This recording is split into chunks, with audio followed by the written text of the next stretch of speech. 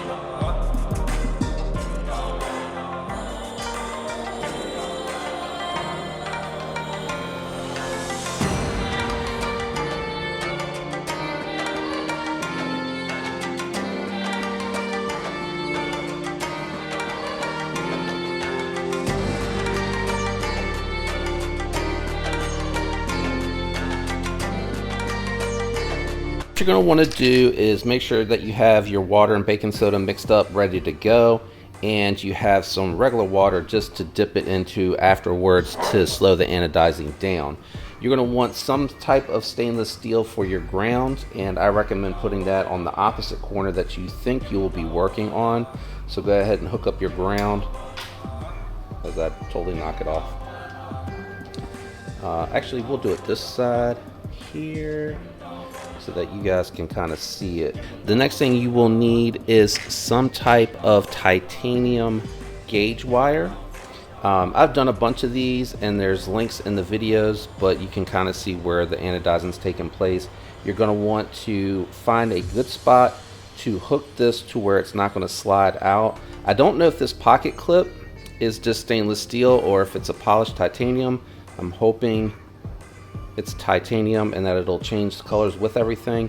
But what you want to do is hook up your positive ground wire somewhere on that gauge, and then I do guide it in to try to lay it down. I am going to be trying to do the same blurple that I had on my Tucson, so I'm probably going to be fishing it in and out of the water a little bit to try to get it to have just a little bit of that blurple coloring. So here we go, and hopefully I'll bring it up just a little bit. I want the bottom to be a little bit darker than the rest.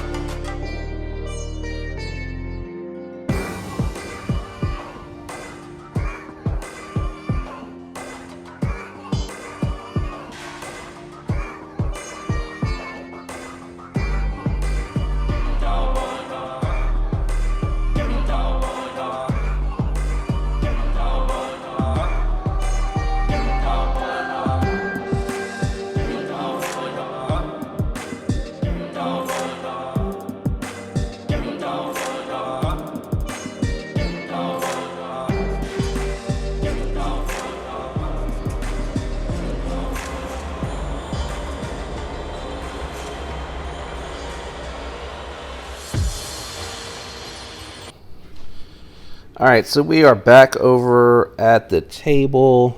I'm going to let this dry completely, and then we will be right back after it's assembled. All right, I went ahead and took this over to the air compressor and just blew all the water out to make sure it was nice and dry, and then reassembled all the hardware to make sure everything was working again. So what do you think? How did this come out? Let me see, maybe I should turn the light up just a touch. A little harder to get this to show up on camera because, oh, there we go. I think the camera is now catching up with the lighting.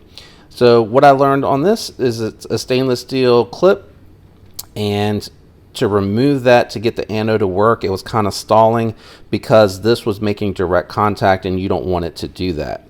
Once I took that off and dipped it in, it immediately changed color. I was hoping for more of like a blurple purple. This really matches the bug out that I have though, so I'm really happy with the way that it came out, and this was a good one to test it on. And of course you can take the winks and remove it, but hopefully if you have an EP1 and you've been debating doing the titanium anodizing on it, this will help you.